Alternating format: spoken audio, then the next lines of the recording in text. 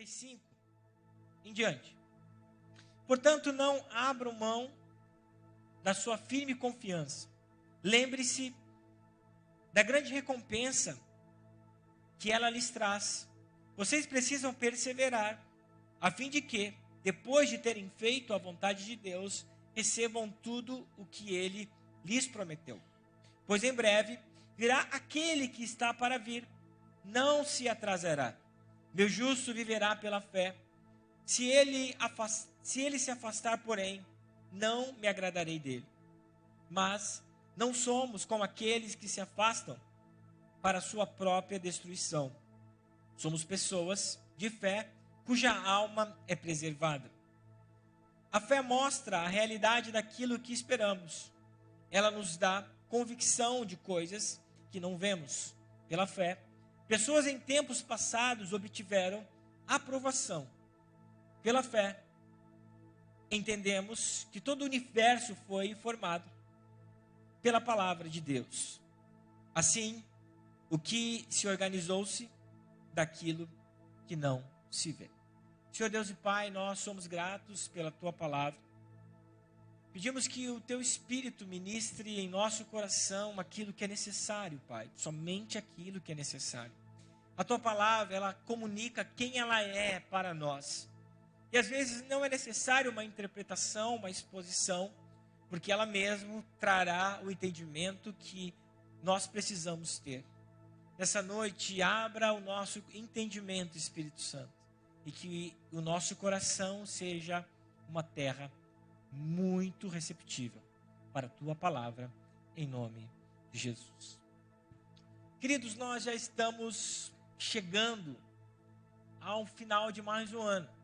Nós já podemos declaradamente falar que nós já estamos encerrando um ciclo na nossa vida para daqui um mês e pouco começarmos um novo ciclo.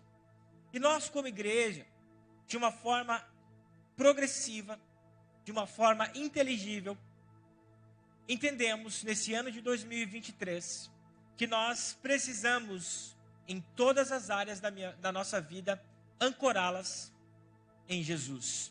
Tudo o que nós fizermos, todos os passos que nós dermos, precisam estar ancorados em Jesus.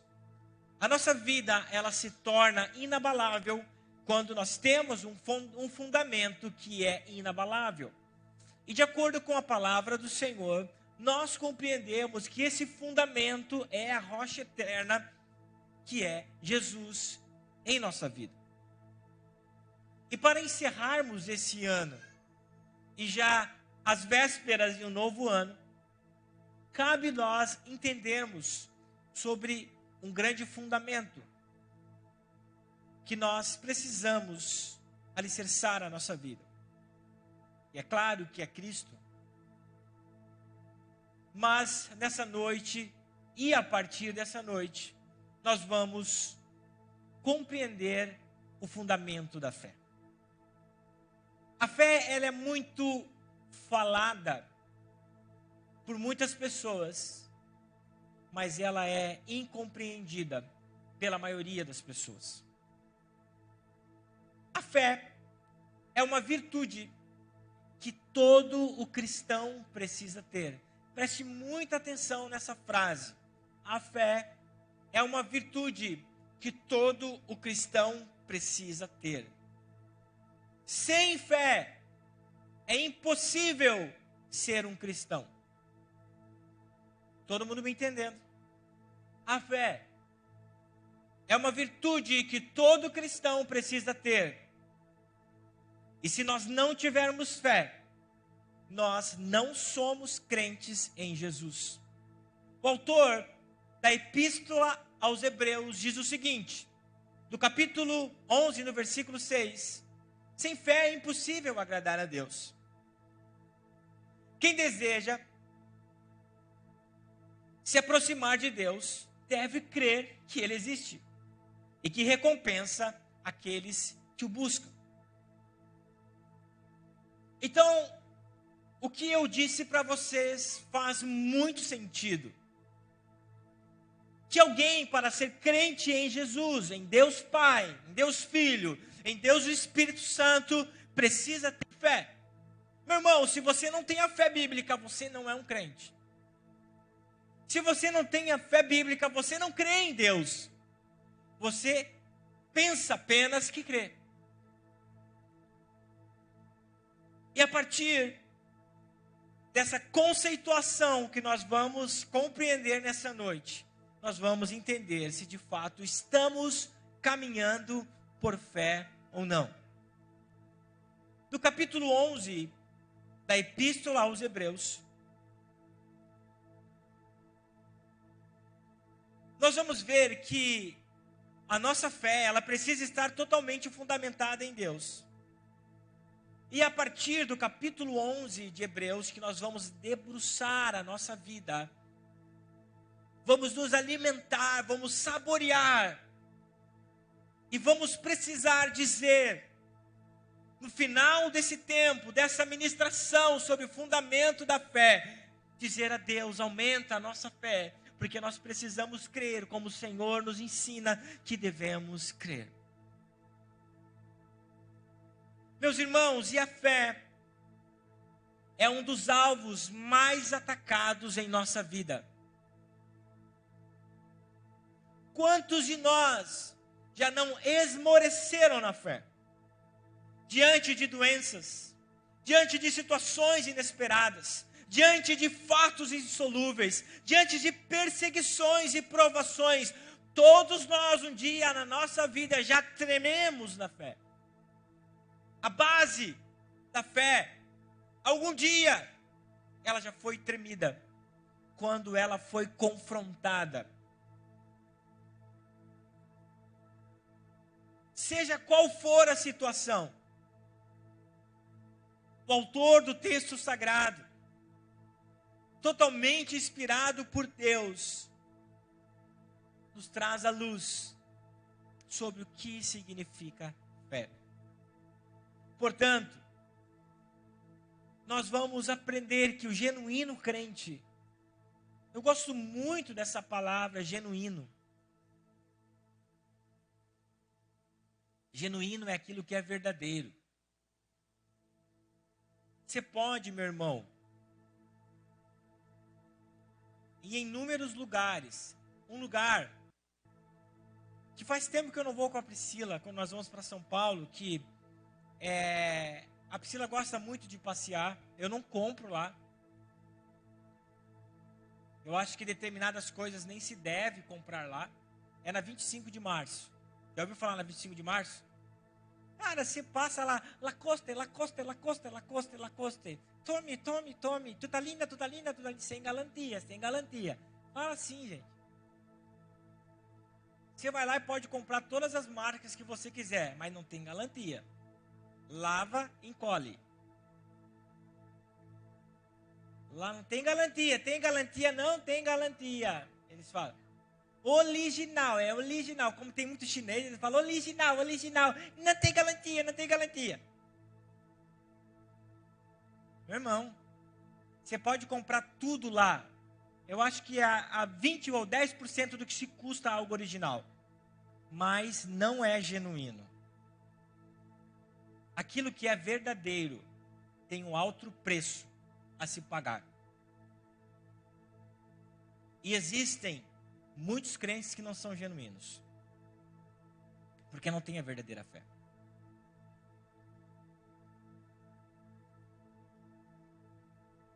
E nós vamos nos deliciar nesses dias naquilo que o escritor aos Hebreus fala sobre o que é fé.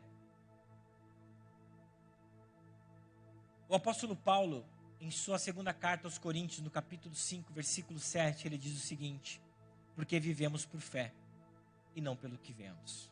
O crente em Jesus, ele precisa compreender exatamente que ele vive não por aquilo que os seus olhos enxergam, mas por aquilo que está decretado por Deus, que ainda é invisível, mas assim nós cremos. Está todo mundo me entendendo?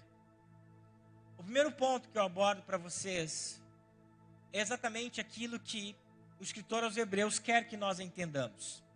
A leitura correta sobre o assunto fé não começa em Hebreus 11, mas começa em Hebreus 10, capítulo 37, 35 em diante. Você viu que eu li o texto de uma forma corrida, porque o escritor aos Hebreus, ele quer falar do capítulo 11 sobre uma fé que não retrocede. Entenda isso. O escritor aos Hebreus, ele quer falar para os seus leitores sobre uma fé que não retrocede.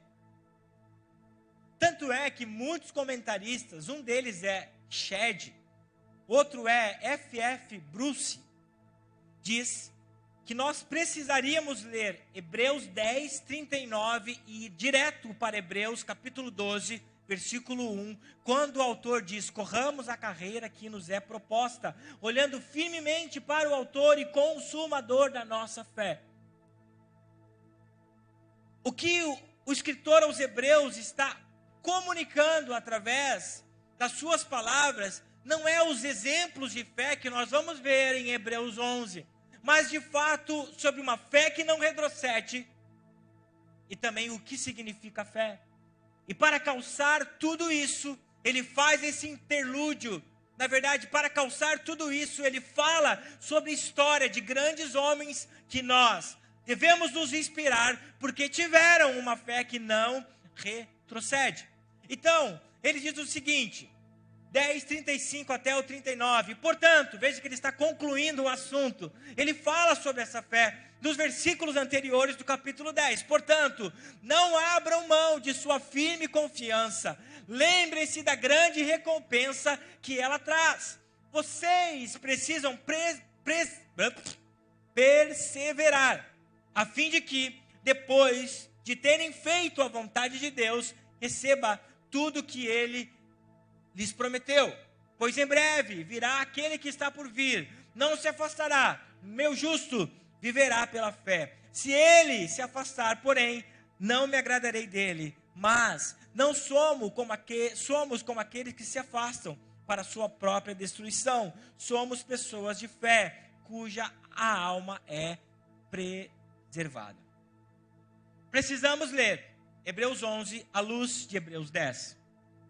Precisa ficar claro isso para nós. Principalmente através dos 4 últimos versículos. Hebreus capítulo 11 é só para estimular a sua fé, é só para você ter exemplos dessa fé. Quando o escritor aos Hebreus, ele começa a conclusão, deixa para mim no versículo 35. Portanto, de acordo com alguns historiadores, a igreja de Hebreus já tinha passado uma primeira onda de grande perseguição na sua fé. Um comentarista e outros, mais Barclay, é um que eu estudei, diz que a primeira onda de perseguição dos irmãos hebreus, eles tiveram as suas casas arrancadas, foram tirados das suas casas, foram colocados à margem da sociedade, porque eram crentes em Jesus. Então, o escritor aos Hebreus lembra eles que quando eles passaram por essa grande tribulação, eles não retrocederam, eles continuaram tendo fé. Veja que eles eram hebreus, eles pertenciam à religião judaica e se converteram a Jesus. E diante das perseguições, diante das aflições, diante de tudo aquilo que eles estavam passando, que eles estavam vendo, na primeira onda de perseguição, eles não voltaram atrás. Então, diante de tudo aquilo que eles estavam passando e iriam passar nessa segunda onda de perseguição, o escritor aos Hebreus viu que a fé de alguns irmãos dentro da igreja estava fragilizada. Então ele faz com que eles lembrem que quando eles passaram por todas as perseguições, lá atrás, eles se mantiveram firmes, crendo em Jesus e não voltaram atrás. Então, essas palavras que o escritor aos Hebreus está dizendo agora, é um estímulo para esses crentes, para quem ele escreve, que não voltem atrás, que não deixem a sua fé, que não retrocedam Não voltem a fazer o que eles faziam antes. Não voltem para o judaísmo. Não voltem a praticar aquilo que eles praticavam antes de conhecer Jesus. Então, preste muita atenção. A partir desses argumentos de não retroceder, o escritor aos Hebreus, conhecendo muito bem o Antigo Testamento, ele faz uma citação livre de Abacuque, capítulo 2, versículo 3 e 4, que diz o seguinte: pois em breve virá aquele que está para vir, não se atrasará, meu justo viverá pela fé, mas se ele se afastar, porém, não me agradarei dele. Ele, como um bom conhecedor das palavras sagradas, ele lembra desse texto, ele lembra da situação, mais ou menos no século 7 a.C., quando Abacuque escreveu essas palavras. A nação de Israel estava passando por perseguições, coisas difíceis estavam acontecendo com o povo. E o profeta Abacuque, diante de tudo isso que estava acontecendo, da calamidade, ele clamava por justiça ao Senhor. Aí veio a palavra, e Deus disse: não, o meu justo viverá pela fé. Vocês não podem retroceder diante de tantas coisas difíceis que estão acontecendo. Vocês não podem se afastar de Deus, o Deus de Israel. Vocês não podem olhar para o lado, mantenham-se firmes. Não retrocedam, não voltam para trás. Aí vem uma profecia messiânica, aonde o Senhor usa a boca do profeta Abacuque para dizer: em breve virá aquele que vai vos libertar.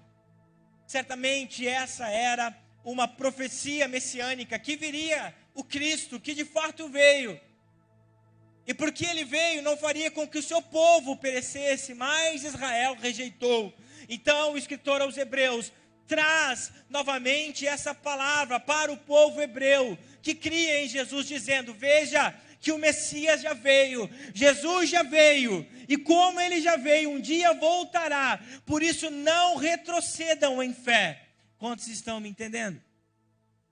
Aí ele diz: o meu justo, aquele que é justificado, viverá por fé, e se ele retroceder, a minha alma não terá prazer nele. Aqui, quem sabe, mas isso vai nos levar a caminhar de uma forma muito interessante nos próximos capítulos, nos próximos domingos. Nós precisamos entender sobre o que ele está falando. É de uma forma clara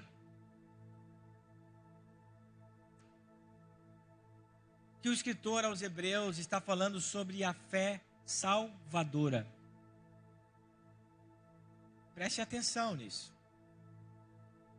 A fé que o próprio Espírito gera em nosso coração para nós crermos. Aqui, ele não está falando sobre uma fé para conquistas.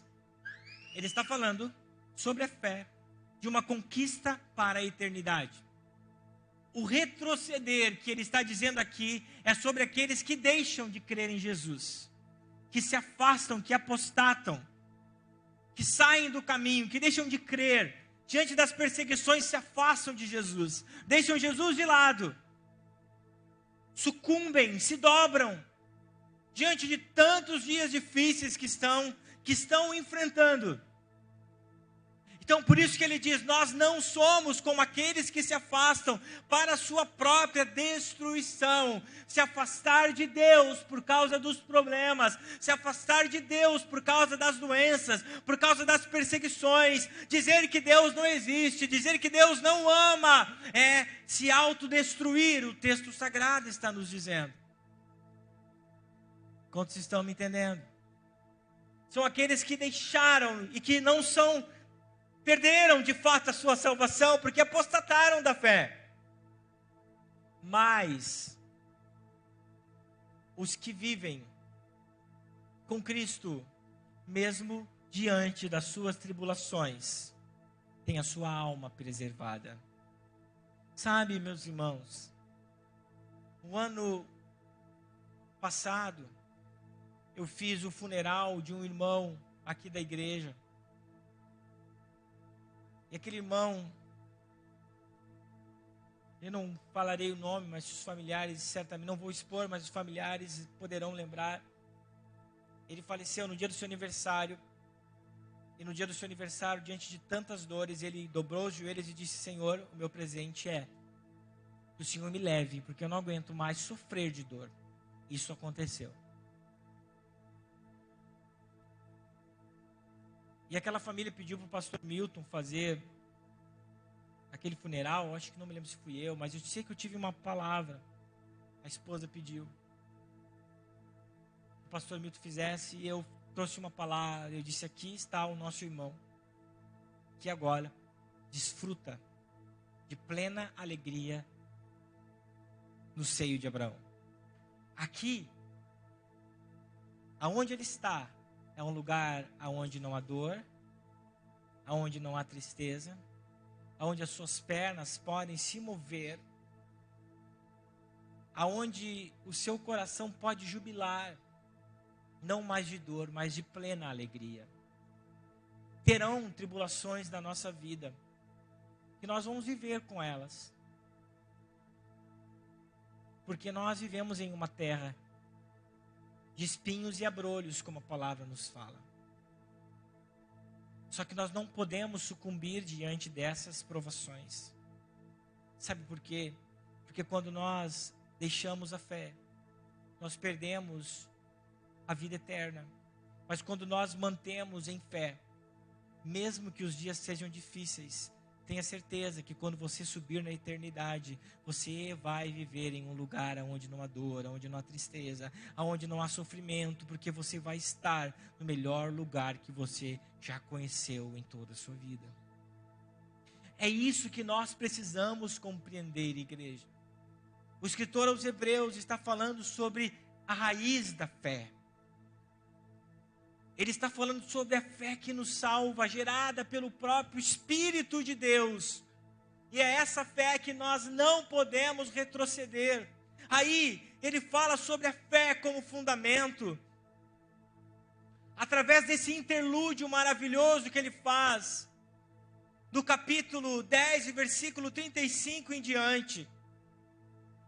O capítulo 11, no versículo 1 e 13, ele fala o seguinte: a fé mostra a realidade daquilo que esperamos. Ela nos dá convicção de coisas que não vemos. Pela fé, pessoas em tempos passados obtiveram aprovação. Pela fé, entendemos que todo o universo foi formado pela palavra de Deus. Assim, o que se vê organizou-se daquilo que não se vê. Nós vamos ver a definição. É claro que a Bíblia tem algumas definições sobre fé dentro de contextos, mas essa é a única definição que a Bíblia nos traz declaradamente sobre o que é fé. E o escritor aos Hebreus, ele usa de uma forma poética para que se torne inteligível em nossa mente o que é fé. Se nós fôssemos explicar de uma forma racional o que é fé, como nós explicaríamos? E a versão da Bíblia transformadora, ela nos traz de uma forma clara o que o escritor aos Hebreus está nos dizendo. Porque diz o seguinte, pode abrir para mim, versículo 1. A fé é a realidade daquilo que esperamos. A fé é a realidade em nosso espírito, em nosso coração, daquilo que nós estamos esperando acontecer, mas não aconteceram ainda, mas há uma realidade dentro do nosso espírito, dentro do nosso coração, que aquilo vai acontecer. Veja que, olhando para esse entendimento bíblico, que a fé que o escritor aos Hebreus está falando é sobre a salvação, nós vamos lá para aquilo que o apóstolo Paulo fala sobre a fé salvadora em Romanos capítulo 8, versículo 24 e 25. Recebemos essa esperança quando somos salvos. Se já temos alguma coisa, não há necessidade de esperar por ela. Mas se esperamos por algo que ainda não temos, devemos fazê-lo com paciência e confiança. Veja que nós sabemos que somos salvos em Cristo Jesus. Entretanto, ainda os nossos pés não estão na pátria celestial. O escritor aos Hebreus, no decorrer do capítulo 11, ele vai falar sobre Abraão, que Abraão não pisou na terra que foi prometida para ele, porque ele sabia que a terra que Deus havia prometido para ele era a pátria celestial. Mas aquilo que o texto sagrado nos fala em Romanos capítulo 8 é muito interessante. Porque Paulo diz o seguinte: poxa, como que nós vamos dizer que temos esperança de algo que os nossos olhos estão enxergando? A fé é sobre aquilo que os nossos olhos não enxergam. A fé é sobre aquilo que os nossos olhos ainda não estão vendo. É a realidade daquilo que os nossos olhos não enxergaram. Por isso que a esperança dentro da fé é algo fundamental. Não esqueça disso. Não existe fé sem esperança. Mas não é a sua esperança, é a esperança bíblica. Embora ainda não estejamos na pátria celestial, mas nós já herdamos ela por fé em Cristo Jesus. Você está me entendendo? Há uma tradução literal da Bíblia, do texto original, que diz o seguinte, sobre esse versículo 1, a fé dá substância às nossas esperanças. A fé faz com que o nosso coração esteja cheio de esperança, embora não estejamos vendo. O comentário exegético de Vida Nova diz o seguinte: a visão física dos olhos naturais produz convicção ou evidências de coisas visíveis. Os seus olhos enxergam apenas aquilo que é tangível, apenas aquilo que você vê. Isso fala sobre olhos naturais. A fé é o órgão que capacita as pessoas a enxergar a ordem do que é invisível. Tudo que está relacionado à fé bíblica está relacionado a coisas que são invisíveis. Portanto, não podemos confundir a fé com aquilo que nós prometemos a nós mesmos.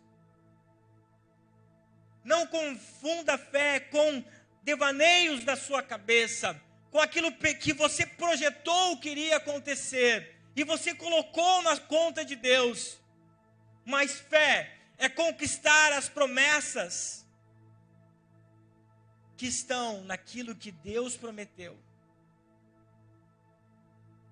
Quantos me entenderam?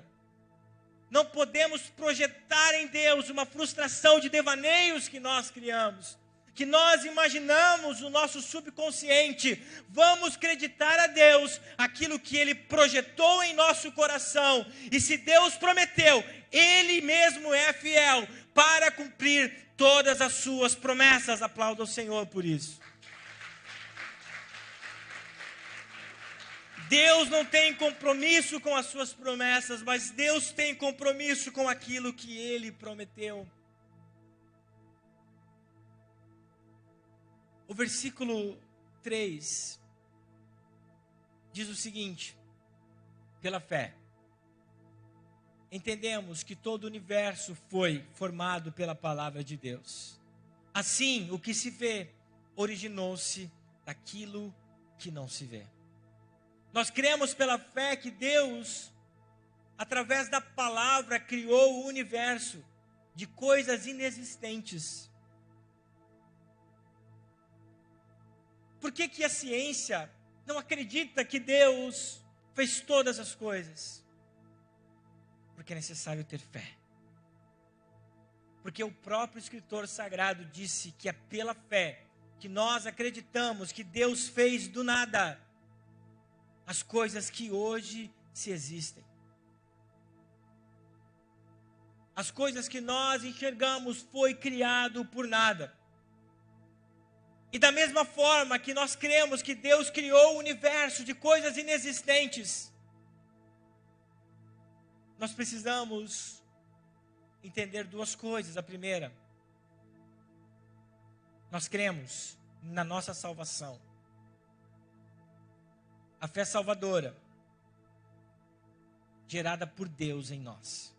Romanos capítulo 10, versículo 17. O apóstolo Paulo diz que a fé vem pelo ouvir, e ouvir a palavra de Deus. A fé salvadora. Aí que eu quero que você entenda, para nós compreendermos todo o capítulo 11 nas próximas semanas. A fé salvadora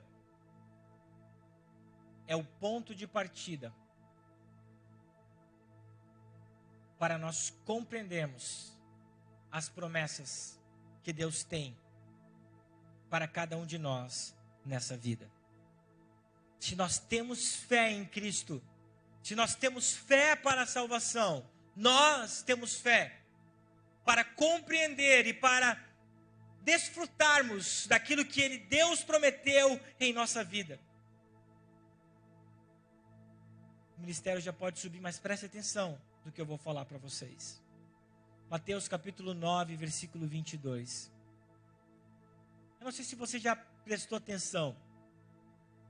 Quando Jesus, ele fazia uma cura. Lembra quando Jesus curava alguém?